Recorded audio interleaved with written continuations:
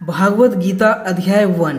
दोस्तों, गीता के सबसे पहले अध्याय से आप यह सीखेंगे कि ऐसी कौन सी पहली चीज है जिसके कारण लोग आगे नहीं बढ़ पाते। भले ही आपके पास बहुत ज्ञान या अच्छे काबिलियत हो, लेकिन उस एक चीज के वजह से आप सही निर्णय नहीं ले पाते और अपना कार्य नहीं कर पाते। और यह भी हम जानेंगे कि सपने से हकीकत में लोग कैसे बदल जाते हैं। तो चलते हैं अब सीधे कुरुक्षेत्र के मैदान में, जहाँ पे कौरव और पांडव युद्ध के लिए आमने सामने खड़े हैं। कौरवों में दुर्योधन बहुत खुश हो रहा था। उसके पास बहुत बड़ी सेना थी।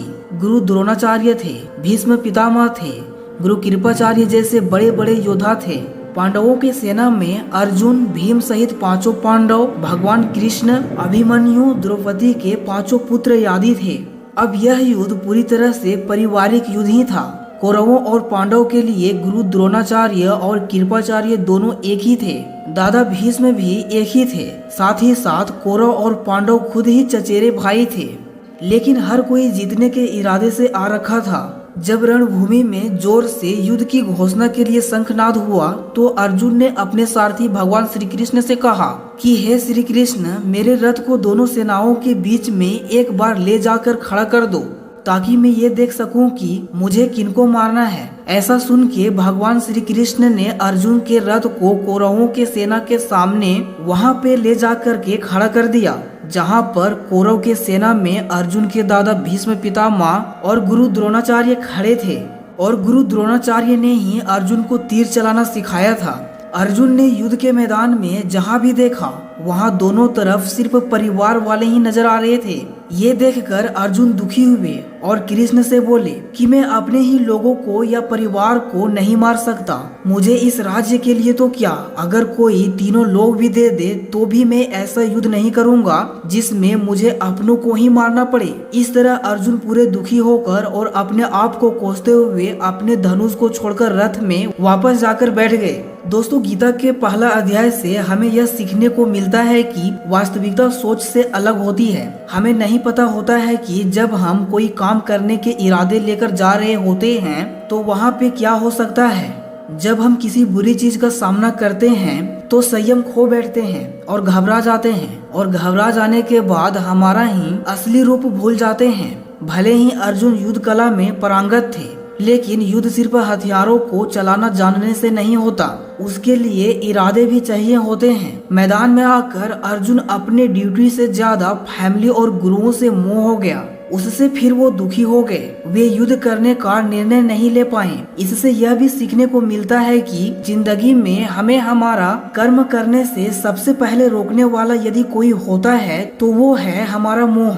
आप सुबह जल्दी उठ सकते हो, लेकिन आपको नींद और आलस्य का मोह होता है।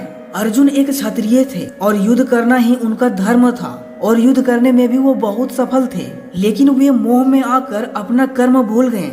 इसलिए यदि आपको जीवन में समस्याओं से लड़ना है तो आपको अपना मोह से बाहर आना ही होगा। दोस्तों, इसे आप इस तरह से भी समझ सकते हो। मान लो आप किसी से बहुत प्रेम करते हो, लेकिन वह मनुष्य आपकी प्रेम की कद्र नहीं करता। ऐसे में आपको उसका प्रेम पाने का मोह नहीं होना चाहिए, क्योंकि मोह किसी भी तरह का हो, जब तक वो है आप अपनी लाइफ का अर्जुन नहीं बन पाओगे। भगवत गीता अध्याय 2, गीता का सार। दोस्तों, गीता के दूसरे अध्याय से हमें आत्मा, मृत्यु, पुनर्जन्म, डिसीजन मेकिंग के बारे में सीखने को मिलता है। और गुस्सा का सबसे बड़ा कारण क्या है, उसका सॉल्यूशन क्या है, किसी भी परिस्थिति में आप खुश कैसे रह सकते हो, मेहनत कैसे करते हैं, ये भी आपको जानने को मिलेगा।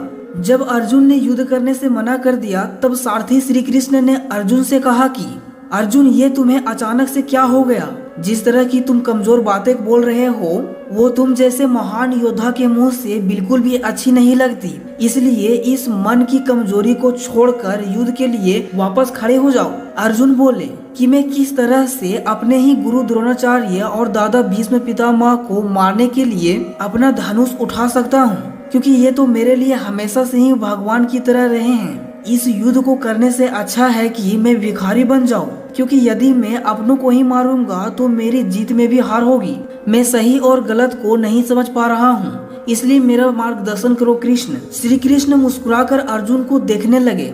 भले कोई इंसान उनसे कुछ मांगे और वो दे ही ना, ऐसा भी कभी हो सकता है क्या? यहीं से शुरू होता है भगवत गीता का वो ज्ञान जिसे आपको भी अर्जुन बनकर ध्यान से सुनना और समझना चाहिए। श्री कृष्ण बोले कि अर्जुन, ये तुझे अचानक से क्या हो गया? तुझ जैसे इंसान को किसी दूसरे की मृत्यु से नहीं डरना चाहिए। और वैसे भी तुझे क्या लग रहा है ये लोग तेरे मारने से मर जाएंगे और तू ही इनको मारेगा? इन सब लोगों का और तुम्हारा भी पिछला जन्म था और अगला जन्म भी होगा। इसलिए जैसा तुम सोचकर दुखी हो रहे हो वह ज्ञान तुम्हारा अधूरा है। और रही बात इनकी मृत्यु की, तुम्हें पाप लगने की, तो ये समझ ले इनको मारने वाला तू नहीं बल्कि मैं हूँ। तुम तो इनकी मौत का सिर्फ एक कारण है और ये लोग मरने के बाद फिर मेरे ही पास आएंगे, क्योंकि ये लोग शरीर नहीं है बल्कि आत्मा है और आत्मा को किसी भी तरह से नष्ट नहीं किया जा सकता। आत्मा तो शरीर को अगले जन्म के लिए ठीक उसी तरह से छोड़ देती है जिस तरह से आप अपने पुराने कपड़ों को बदल कर नया कपड़ा पहनते हो। हे अर्जुन, जन्म देने वाला और मारने वाला भी मैं ही हूँ। और ये बता कि तुम किसी मरे हुए इंसान को जिंदा कर सकते हो? यदि तुम मरे हुए को जीवित नहीं कर सकते तो जीवित को भी नहीं मार सकते, क्योंकि जीवन देने वाला भी मैं हूँ और मारने वाला भी मैं हूँ और इनकी मौत मैंने तेरे ही हाथों लिखी है। और अर्जुन, तुझे अगर ऐसा लगता है कि आत्मा भी मरती है तो ये जान ले कि आत्मा जैसे जन्म लेकर मरती है, प्रकृति का चक्र पूरा करने के लिए उसको फिर से जन्म लेना पड़ेगा। इस तरह से भी आत्मा नष्ट नहीं हुई। और जब प्रकृति ऐसा ही चलती है तो भला तू इसका जिम्मेदार कैसे हुआ?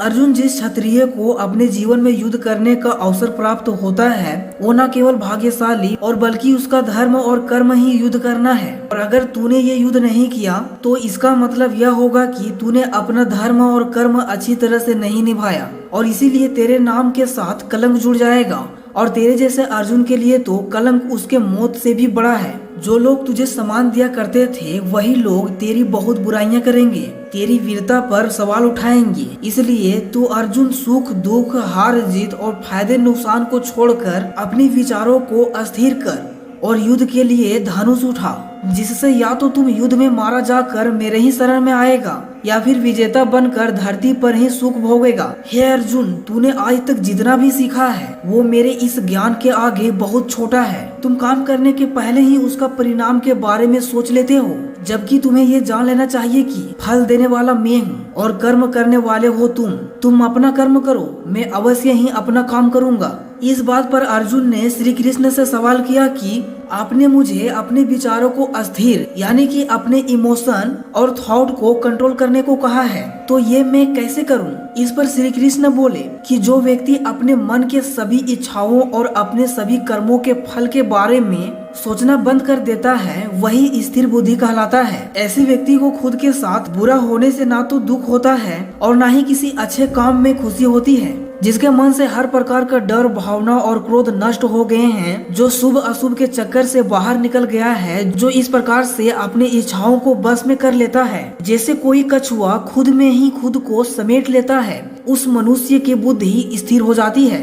क्योंकि अपनी इच्छाओं के बारे में सोचते रहने से हमें वो इच्छाएं अच्छी लगने लगती है। इच्छाएं जब अच्छी लगने लगती है तो फिर उन इच्छाओं को पूरा करने का मन करता है। जब उन इच्छाओं को पूरा करने में कोई रुकावट आती है तो फिर हमें गुस्सा आता है और गुस्सा आने से इंसान पागल हो जाता है और वो फिर अपना कर्म और धर्म भूलकर खुद ही अपनी स्थिति से नीचे गिर जाता है। परंतु यदि कोई अपनी इच्छाओं को वश में करके उनका गुलाम नहीं होता तो उसका अंतर मन शुद्ध रहता है और उसका सब दुख ही समाप्त हो जाते हैं, तो उसकी बुद्धि अस्थिर हो जाती है। परंतु जिसके इच्छाएं और कामनाएं उसकी मन से नहीं जाती है वो मनुष्य कभी शांति नहीं पाता, और जब शांति ही नहीं पाएगा तो वो भला खुश कैसे रहेगा? उसकी हालत तो उस नाव की तरह होती है जिसको उसकी इच्छाओं की हवा किसी भी दिशा में बहा ले जा सकती है। स्थिर बुद्धि वाला प्राणी तो उस समुद्र की तरह होता है जिसमें आके चाहे कितने भी नदियां मिले फिर भी उसको कोई फर्क नहीं पड़ता। और इसी तरह का स्थिर बुद्धि वाला प्राणी मृत्यु के बाद मेरे ही शरण में आता है। अब दोस्तों आते हैं इस अध्याय के निष्कर्ष पर। जो अपने प्रियजनों को खो देते हैं और आज तक आप लोगों में से जिसने भी अपने प्रियजन को मृत्यु के द्वारा इस संसार से नहीं खोया है उसको भी यह जान लेना चाहिए कि उनकी जिंदगी में भी उनके किसी सबसे प्रिय यहाँ तक कि खुद का भी मृत्यु एक दिन जरूर होगी। लेकिन इससे उदास होने की कोई बात नहीं है, कि हम जन्म से पहले भी इस दुनिया में नहीं थे और मौत के बाद भी इस दुनिया में नहीं रहेंगे, लेकिन उस समय हम किसी न किसी रूप में इस ब्रह्मांड में जरूर रहेंगे। और इसलिए हमें मौत से नहीं डरना चाहिए, क्योंकि या तो हमारा पुनर्जन्म होगा या फिर हम परमात्मा में हमेशा के लिए मिल जाएंगे। फिर क्या भावुक होना। और यही प्रकृति का नियम भी है। और हम कोई शरीर नहीं है जो हमें डरने की जरूरत है। हम आत्मा हैं और उसी का अंश हैं, जिसको हम भगवान कहते हैं। और अगर हमें बनाने वाला भगवान है तो फिर हमें उससे ही मिलने का प्रयत्न करना चाहिए। ये दुनिया तो उस ईश्वर का एकमात्र मायाजाल है। अब दोस्तों, अर्जुन डिसीजन नहीं ले पा रहे थे। जब भी हम कोई डिसीजन लेते हैं तो एक तरफ हमारा मोह होता है और दूसरी तरफ वो होता है जो हमें करना चाहिए। और इसी मोह के चक्कर में हम वो नहीं कर पाते जो वास्तव में हमारा काम होता है और जो हमें लाइफ में सफलता के रास्ते पर आगे ले जाता है। उदाहरण के लिए, अगर आपको घर से दूर पढ़ाई करने या सपने पूरा करने के लिए घर से दूर जाना पड़ रहा है तो आपको अपना परिवार का मोह छोड़ना पड़ेगा। इसी तरह से आपको हर डिसीजन में यह देखना है कि आपकी लाइफ में मोह कौन कौन से हैं और आपके कर्तव्य के लिए क्या जरूरी है। इसके बाद बात करते हैं कि हमारे प्रॉब्लम्स का सबसे बड़ा कारण क्या है और उसका सबसे बड़ा सॉल्यूशन क्या है। दोस्तों, हमारा दुखों का सबसे बड़ा कारण है हमारा अपनी इच्छाओं के बारे में सोचना। जब हम अपनी इच्छाओं के बारे में सोचते हैं तो समय बीतने के बाद हम उनको पूरा करने की भी कोशिश करते हैं और जब वो कोशिशें नाकाम हो जाती है तो हमें अंदर से गुस्सा पैदा हो जाती है।